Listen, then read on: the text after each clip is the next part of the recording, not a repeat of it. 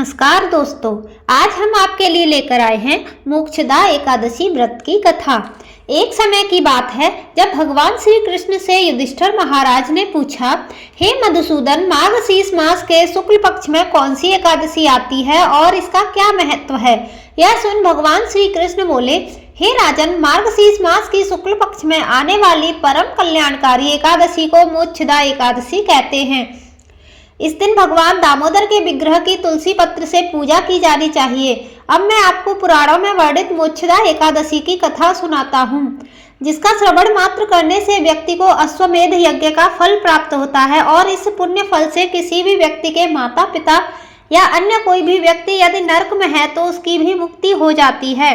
ध्यान पूर्वक अब ये कथा सुने।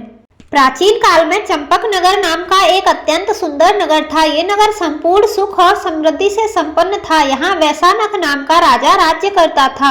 उसके राज्य में चारों वेदों के ज्ञाता ब्राह्मण रहते थे। यह राजा अपनी प्रजा का पुत्रवत पालन करता था। एक बार रात्रि में राजा ने स्वप्न देखा कि उसके पिता नरक में हैं। उसे बड़ा आश्चर्य हुआ। प्रातः होते ही वह विद्वान ब्राह्मणों के पास गया और अपना स्वप्न सुनाने लगा और बोला, हे ब्राह्मण, मैंने अपने पिता को नरक में कष्ट उठाते देखा है। उन्होंने मुझसे कहा, हे पुत्र, मैं नरक में पड़ा हूँ, यहाँ से तुम मुझे मुक्त कराओ। जब से मैंने यह वचन सुने हैं तब से मैं बहुत बेचैन हूँ।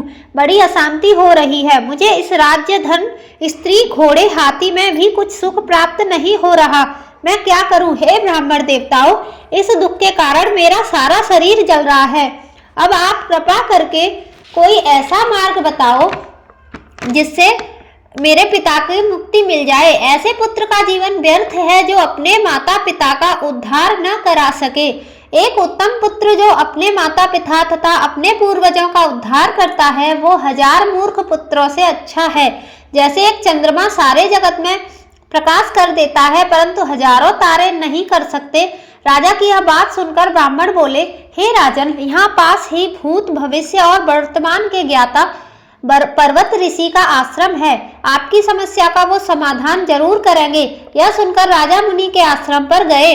आश्रम में अनेक शांत चित्त योगी और मुनि तपस्या कर रहे थे। उसी जगह पर्वत मुनि बैठे थे। राजा ने मुनि को प्रणाम किया। पर्वत मुनि ने राजा से कुशल क्षेम का समाचार लिया। राजा ने कहा, महाराज, आपकी कृपा से मेरे राज्य में सब कुशल मंगल है, लेकिन अकस्मात मेरा चित्त अत्यंत अशांत होने लगा है। ऐसा सुनकर पर्वत मुनि ने आंखें बंद की और भूतकाल का विचरण करने लगे। फिर वह बोले, राजन, मैंने योग के बल से तुम्हारे पिता के कुकर्मों को जान लिया है। उन्होंने अपने पूर्व जन्म में कामातुर होकर अपनी पत्नी को ऋतुदान नहीं दिया। उसी पाप कर्म के कारण तुम्हारे पिता नरक में पड़े हैं।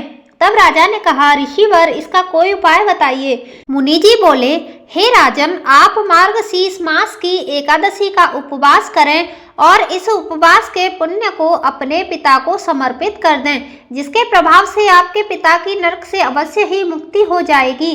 मुनि के यह वचन सुनकर राजा महल में आया और मुनि के कहे अनुसार कुटुंब सहित मोक्षदा एकादशी का व्रत किया तथा इसके उपवास का पुण्य उन्होंने अपने पिता को अर्पण कर दिया, जिसके प्रभाव से राजा के पिता को नरक से मुक्ति मिल गई और स्वर्ग में जाते हुए वे अपने पुत्र से कहने लगे, हे पुत्र, तुम्हारा कल्याण हो। ऐसा कहकर वे स्वर्ग चले गए। मार्गशीर्ष मास के शुक्ल पक्ष की एकादशी का जो व्रत करते हैं उनके समस्त पाप नष्ट हो जाते हैं। इस कथा को सुनने या पढ़ने से वाजपेयी यज्ञ का फल मिलता है। यह व्रत चिंतामणि के समान सब कामनाएं पूर्ण करने वाला तथा मोक्ष देने वाला है। जय श्री हरि विष्णु।